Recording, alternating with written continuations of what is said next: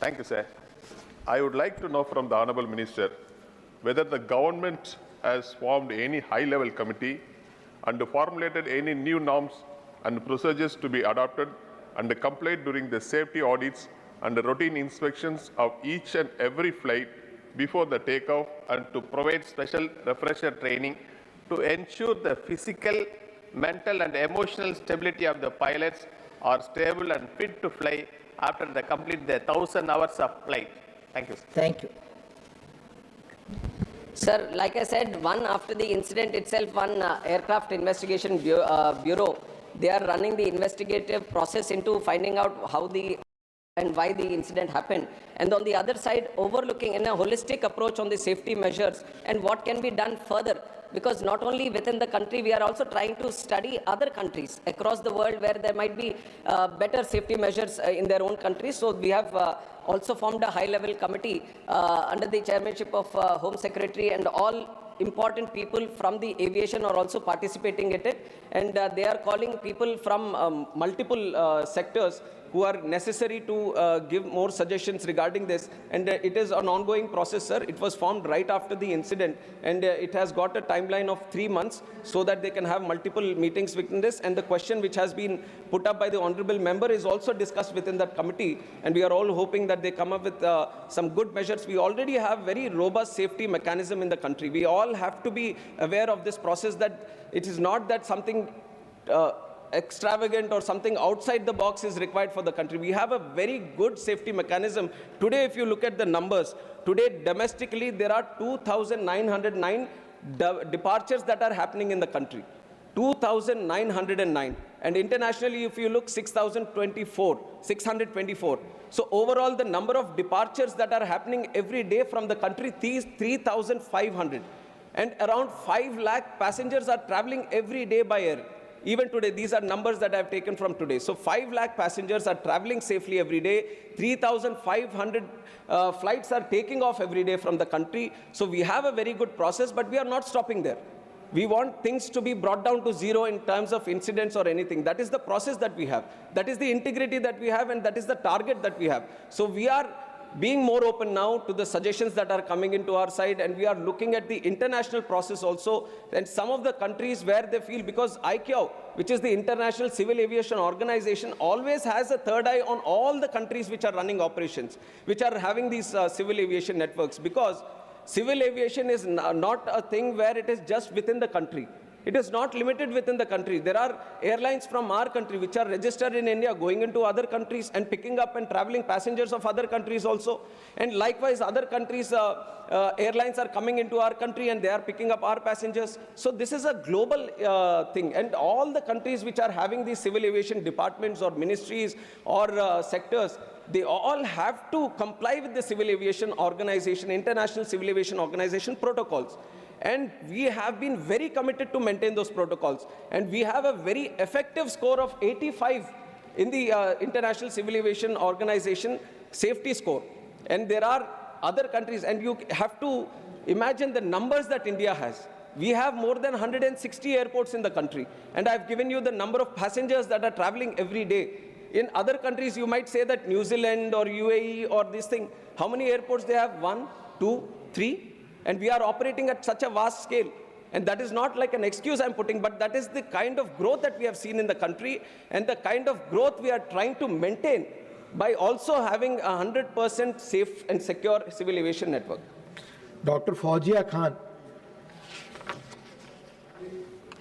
Sir, I would like to ask the Honorable Minister that a Boeing B7878 aircraft VTANW was involved in an air turnback incident due to in-flight shutdown of engine 1 of flight number AI131 during climb on the 4th of August 23. Sir, from the Chhatrapati Shivaji Maharaj International Airport, Mumbai to Heathrow on the 4th of August, this flight was leaving. As per the incident report of DGCA, an HPC stage 10 blade went missing due to improper installation of locking lugs. That made dust accumulate in the left-hand engine, leading to the engine's surge and subsequent engine shutdown. Sir, an Please RTI... be brief. That's brief only. Sir, an RTI query to the DGCA has revealed that 65 in-flight engine shutdown incidents occurred between 2020 and 2025. So that's quite a large number. In that regard, what specific measures will the government take, as you spoke about such a large number of operations? So, and we have very advanced technology as well. So in order to have a quick before flight inspection of engine and exhaust systems, what measures will the government adopt? Thank you.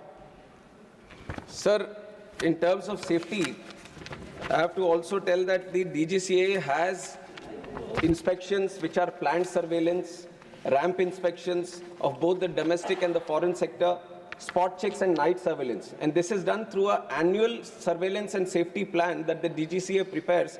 And based on the regular checking that happens, they have a overlooking safety audit also that is happening all over the country. And they keep monitoring each and every plane. They keep monitoring each and every airport and all the safety measures that are being listed. And everything is very thoroughly monitored. And whenever these kind of incidents happen, let us say there is an in-flight, some engine malfunction that has happened. And these, you have pointed out to one specific aircraft where there seems to be one specific issue.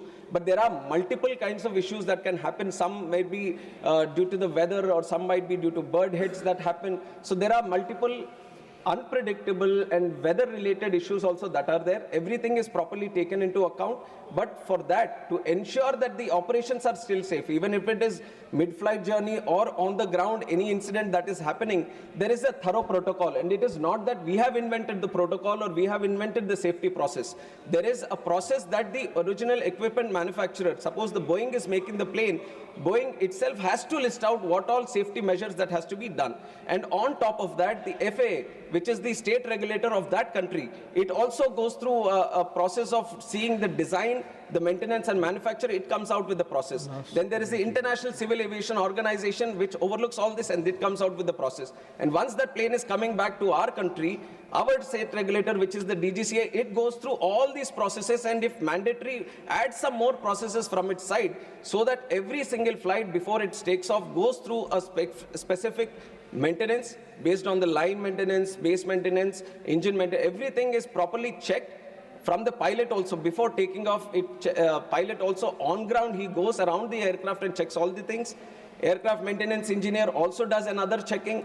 After robust checking and properly dotting down what is happening with the aircraft, only then looking at the rules and procedures, if the aircraft is good for taking off at the time, only then it is supposed to be taken off. So all the processes are thoroughly listed, and we, on behalf of the ministry and from the regulator DGCA, we ensure that there is no negligence and there is no incompetence on any of the processes, and everything is very thoroughly monitored. And if anything occurs also, and if there is anything which occurs due to negligence, then we take serious action on both the operator and any necessary person, and we impose penalties, suspensions. All the process of enforcement is also duly listed. Thank you. Last supplementary on this question. Mani Satnam Singh Sandhu. Sir, मेरा सवाल इस हादसे में मारे गए unlucky लोगों के लिए है। जो लोग इस हादसे में मारे गए हैं उनकी जान की भरपाई तो नहीं हो सकती, लेकिन फिर भी जो बेस्ट पॉसिबल फैमिली के लिए हो सकता है वो होता है। इस हादसे में मारे गए पैसेंजर्स के लिए तो कॉम्पनसेशन अनाउंस की गई है, लेकिन इसमें मेडिकल छात्र भी मारे गए। एक मेडिकल कॉलेज के स्टूडेंट्स जो अपने हॉस्टल में खाना खा रहे थे, मेरा सवाल उनको लेकर है कि उनके लिए कॉम्पनसेशन हुई है, और क्या उनकी फैमिली जो ट्रॉमा में है उनको कोई साइकोलॉजिकल हेल्प देने की कोशिश की गई है? धन्यवाद। Thank you. Sir, first of all, I'd like to, through this house, also offer my condolences to the families of both the passengers of who are traveling in the plane, the crew and the passengers, and also the students, the families of both the students also. And this has been our idea right from the time the incident took place, that we are not going to differentiate between the victims, saying that, Acha, these are the people who have traveled in the plane and these are the other ones who have got affected or succumbed to outside injuries outside the plane. and all the support that is being extended to the victims of the families inside the plane, the same assistance is being extended to all the families of the people, students who have died outside also, sir. And the compensation also equally, they have also been taken into account, and they are being provided the compensation and the necessary support for the future also. Much of this, the responsibility has been taken by Air India, and combinedly, all the people, both in flight and off, everyone is being taken care of, both from the family side, and all the compensation is being equal. And this not only in terms of compensation definitely equal, but in terms of assistance also that we are trying to provide from the government side, there is no difference. We are keeping, both are being taken into account in the same process. Question number 3, Srimati Rekha Sharma ji. माननीय मंत्री जी, पहला supplementary. Sir, through you, I would like to ask Honorable Minister, sir, whether the government has undertaken specific initiatives to promote digital upgradation and adoption of emerging technologies, such as artificial intelligence among MSMEs in Haryana, to enhance productivity and competitiveness. माननीय मंत्री जी.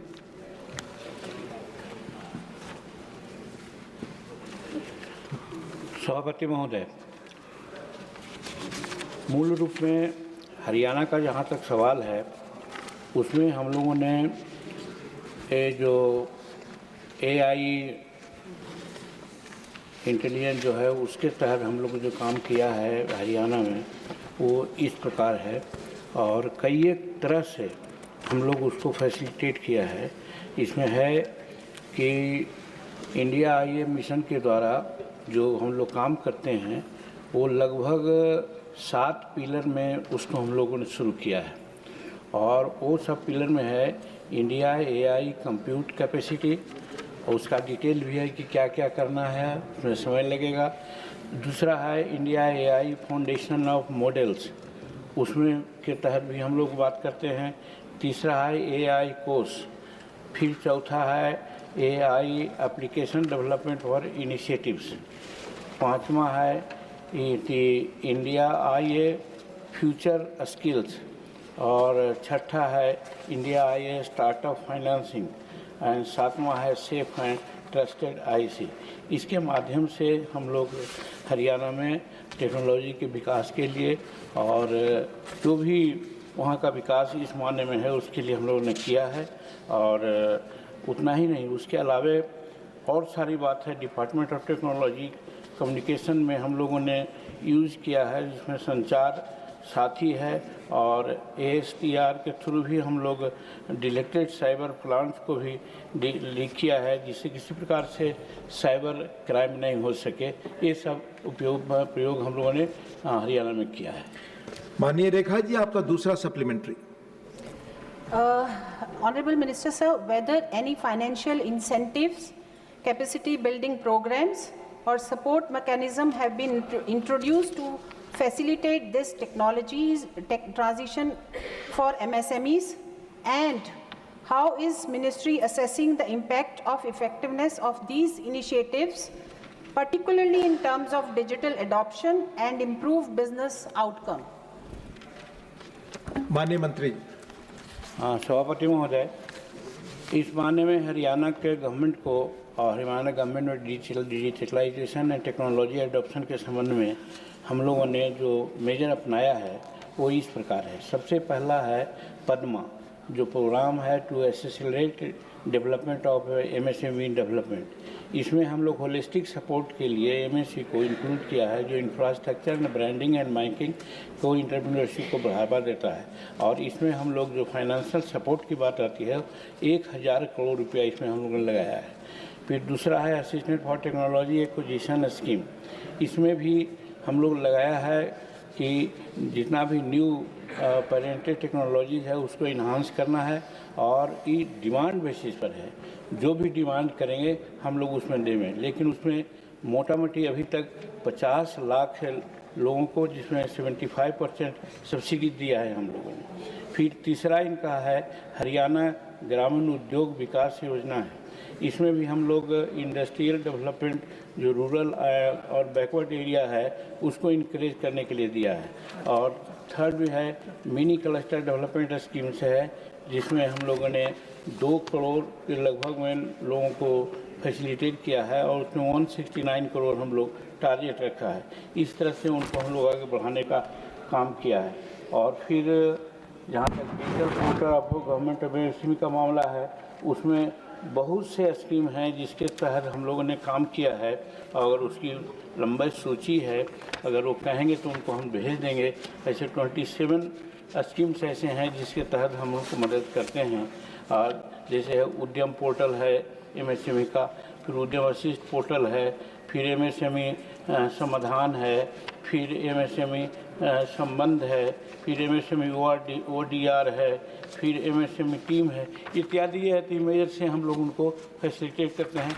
और सब में अलग अलग पैसा भी earmark है जिसके तहत उनको हम लोग मदद करते हैं। महोदय माननीय महुआ माझी। धन्यवाद माननीय अध्यक्ष महोदय। मेरा सवाल है, झारखंड में मानव तस्करी की घटनाएं कुछ वर्षों पूर्व चरम पर थी। वर्तमान सरकार तस्करी की शिकार महिलाओं को रेस्क्यू करके वापस ला रही है और उन्हें तथा अन्य बेरोजगार महिलाओं को अपने राज्य में ही रोजगार से जोड़ने हेतु कई योजनाएं लॉन्च की है। विश्व बैंक ने भी उनकी जोहार परियोजना की प्रशंसा की है। मेरा सवाल है कि झारखंड में उत्पादकता और प्रतिस्पर्धात्मकता को बढ़ाने के लिए सूक्ष्म, लघु और मध्यम उद्यमों द्वारा डिजिटल उन्नयन और कृत्रिम बुद्धिमत्ता जैसी उभरती प्रौद्योगिकियों को अपनाए जाने को बढ़ावा देने के लिए क्या केंद्र सरकार कोई विशिष्ट पहल कर रही है? धन्यवाद। क्वेश्चन खास करके हरियाणा के संबंध में है, इसलिए हरियाणा से संबंधित सारा स्कीम्स लाए हैं। और हरियाणा में जैसे कि हम आपको बताना चाहते हैं कि टूल्स है, टेक्निकल इंस्टीट्यूशन है, वो सब में हम लोग वुमेन के लिए एक विशेष व्यवस्था किया है। तो उसी तरह से अगर झारखंड की बात आएगी तो झारखंड की सूचना हम उनको दे देने का काम आप पता करके माननीय सदस्य को दे देंगे। ठीक है। माननीय राघव चड्ढा। माननीय Raghav Chadha. Question number 3. Sir, question number 4, I sought... You have mentioned question number 3 here, sir. Sir, must be Please. question number... It's 3rd. I can show you. Please. Just if somebody... Please take it. Mania Kiran Chaudhary. I would like to ask the Honorable Minister that has the government collaborated with any institutions or industrial bodies in Haryana such as NIFTM Kundli or MSME D Kannada to facilitate digital skill training for small enterprises, and also if there is any plan to set up a dedicated technology facilitation center or center of excellence for digital MSMEs in Haryana. Thank you. इस तरह के काम के लिए हम लोग हरियाणा सहित समस्त देश में टूल्स रूम, एक्सटेंशन रूम और एक्सप्रेशन सेंटर के माध्यम से हम लोग काम करते हैं। जहाँ तक यहाँ हरियाणा का सवाल है, उसमें हम लोगों ने जो दिया है टूल्स रूम और टेक्नोलॉजी सेंटर जो कंट्री में दिया है उसका भी लिस्ट है। जैसे Indo German tools room Aurangabad Maharashtra में है, institute of design and electrical measuring instrument है। इसी तरह से हमारे यहाँ सेंट्रल टूल्स रूम में ट्रेनिंग सेंटर CTTS भुवनेश्वर में है, Indo Danish tools room DTR Jamshedpur में है। इस तरह से अनेकों सेंटर हम लोग ने बनाया है इसके टेक्नोलॉजी के विकास के लिए। और फिर जैसे कॉमन फैसिलिटी सेंटर का सवाल है, उसमें हम लोग 5 जगहों में इस तरह की व्यवस्था की है। और उसमें है कि लोकेशन ऑफ द प्रोजेक्ट अगर है तो उसमें फुटवेयर क्लस्टर भुवनेश्वर बहादुरपुर जयगिर में है, और उसमें भी दिया है कि डेट ऑफ अप्रूवल है 3/12 3/12/2012 से दिया है और प्रोजेक्ट कॉस्ट है 1509.82 करोड़ रुपया का है और गवर्नमेंट ऑफ इंडिया का ग्रांट अप्रूव्ड उसमें है 916.68 है। उसी तरह से प्रिंटिंग एंड पैकेजिंग क्लस्टर का भी है जो करनाल में है, उसमें भी है डिटेल। सर पैसा करने में समय लगेगा लेकिन हमारे पास है, ये उनको हम भेज देंगे जिसमें डिटेल है कि कहाँ कहाँ हम लोग किया है। खाली क्लस्टर का नाम हम दे देते हैं, 2 को बताया हमने कि food cluster Bahadurganj, printing and packaging cluster, pharmaceutical cluster है, फिर इंजीनियरिंग क्लस्टर यमुनानगर में है, फिर प्लाईवुड क्लस्टर यमुनानगर में है और ये सब में कब शुरू किया है, कितना पैसा दिया है, वो सब इसमें इंडिकेटेड है महोदय। तो मैंने हम लोगों ने इसके लिए किया है। और जहाँ तक state technology centre being establish Haryana का मामला है, तो पहले ही बताया कि टेक्नोलॉजी सेंटर रोहतक में हम लोगों ने शुरू करने का प्रयास किया है और हम समझते हैं कि जल्दी ही इसमें सारा काम हम लोग शुरू कर देंगे। माननीय Ravichandra Vaddi Raju, question relates to Haryana. No, sir. Country एक है ना sir. If the honorable minister wants to reply, sir MSME के बारे में बात करें आपसे sir. lakhs of people are depending upon MSMEs. However, they are struggling to get a decent income from the sector. Lack of the proper support from the government will create various problems in front of them. So my question is, how much is the total allocated amount as a union government subsidy to this sector? Thank you.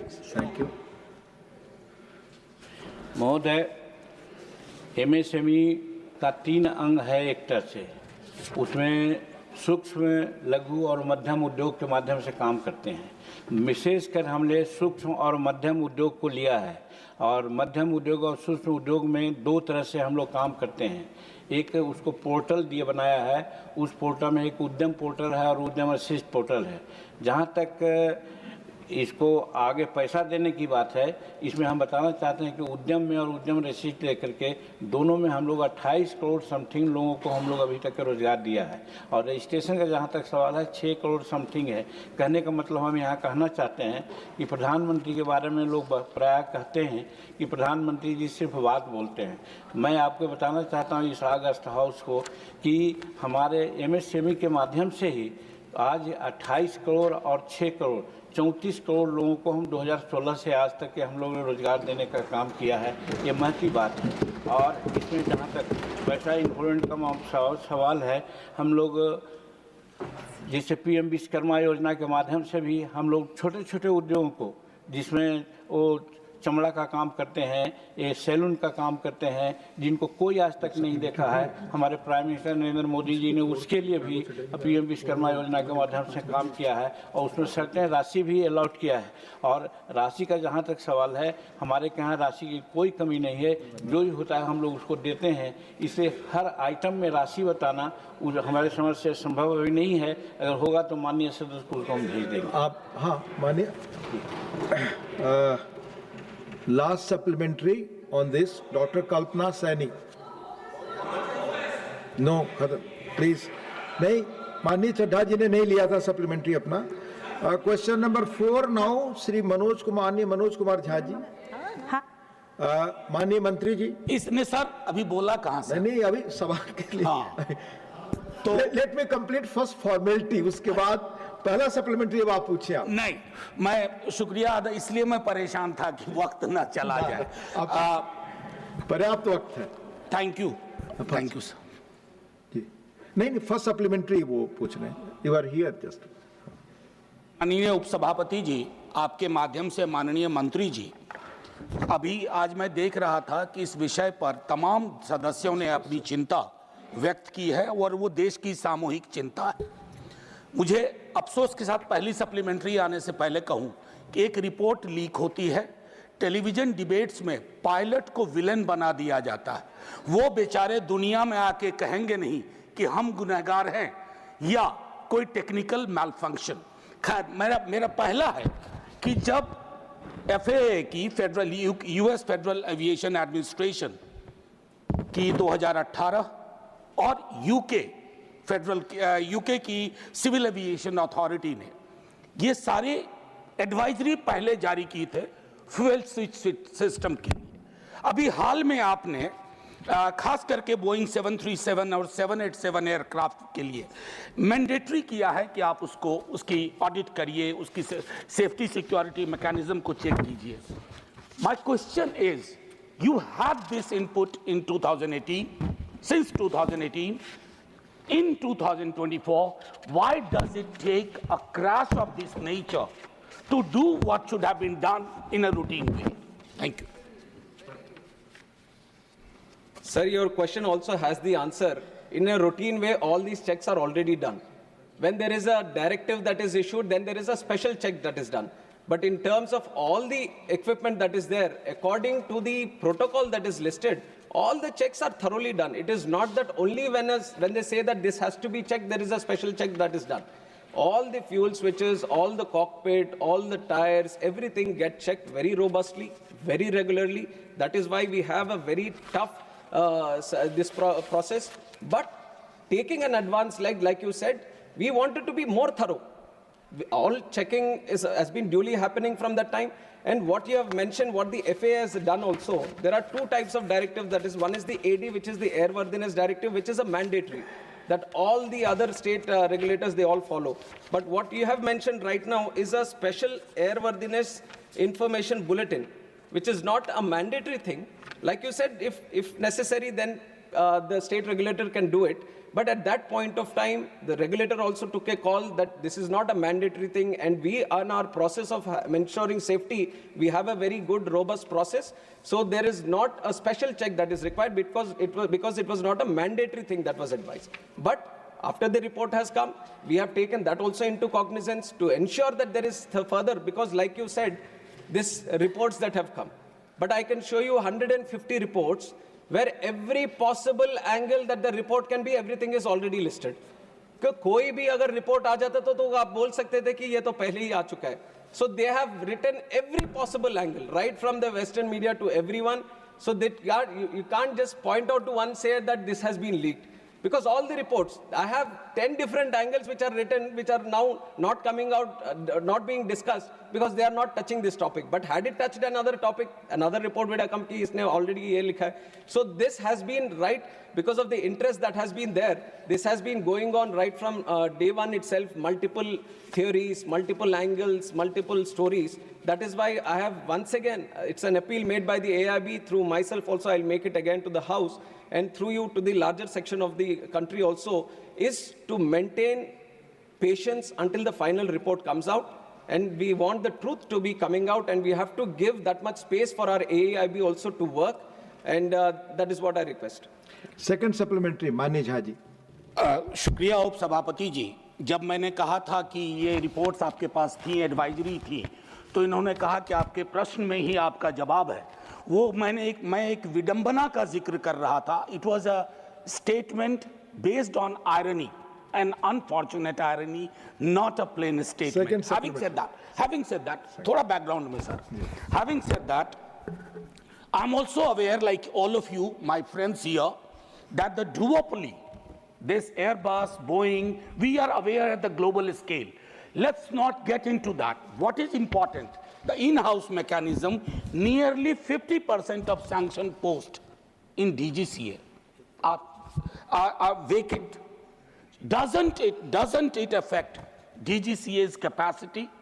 Particularly, I repeat, particularly when during the search, during the investigation, many newspapers reported this, that why such anomalies, ऐसी विसंगतियां तब क्यों बाहर आती हैं जब एक बड़ा हादसा गुजरता है, हादसा हो बैठता है, और फिर उसके बाद हम जागने की कोशिश करते हैं. Vacancies and sanctions. Sir, like I've said, the vacancies have been created because it was a request from the ministry. Now with the growth that we have seen in civil aviation, we wanted more people within the DGCA. And these posts have been posts have been created in the last 2 years only. And the process, right, it's not that when you say that why are they vacant, it is not that we have stopped from recruiting. Right from the day they were created, we have started the process. It is a continuous process. It has to go through various cycles of recruitment also. And the only thing that I wanted to mention so that everyone knows a little bit about what is happening in this recruitment is that this is a very specific pool of people that we are trying to recruit.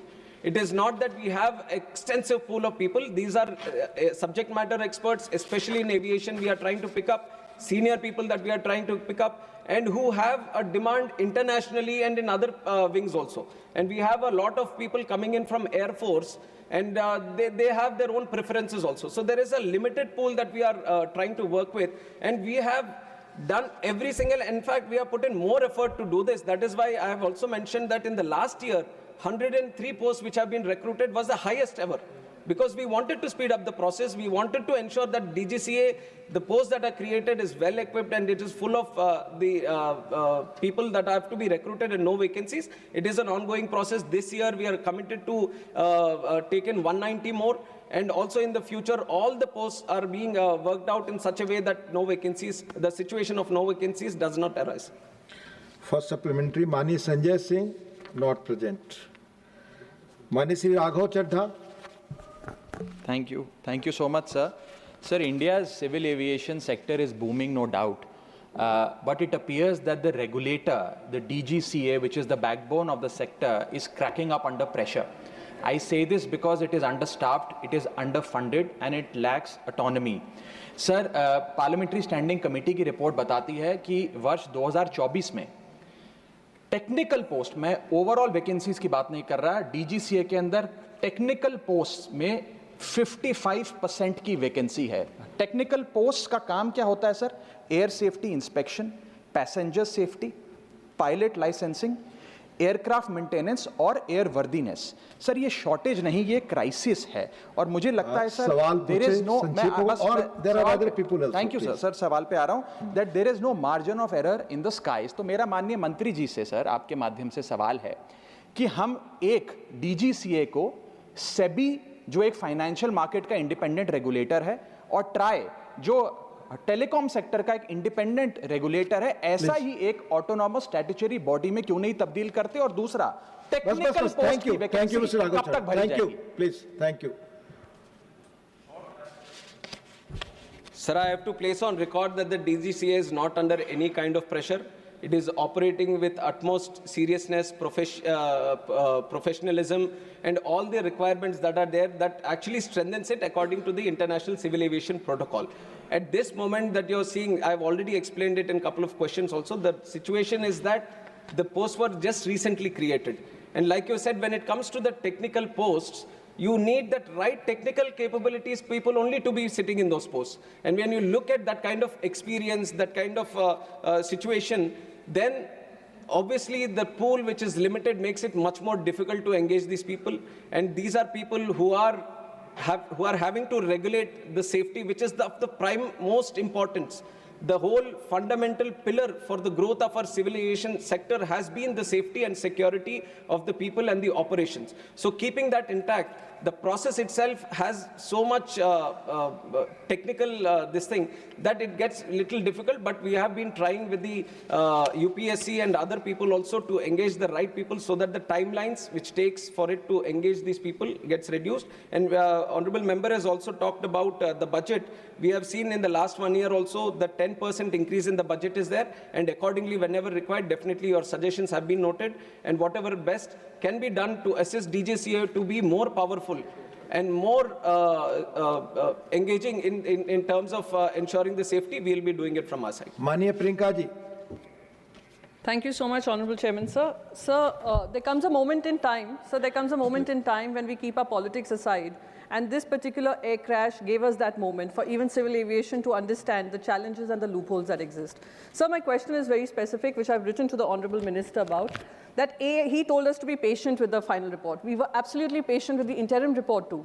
But why is it that the report was released to the Indian people at 2 a.m. in the morning and there was no briefing done with regards to the AAIB report? So just one second, a question related to the same thing. Pilots have raised their concern that there is no aviation expert who is sitting on that AAIB panel. Why is that so? If Honorable Minister could address that, I'd be grateful. Thank you. Thank you so much. Sir, I'll address the second part first, where it says that no aviation experts have been there.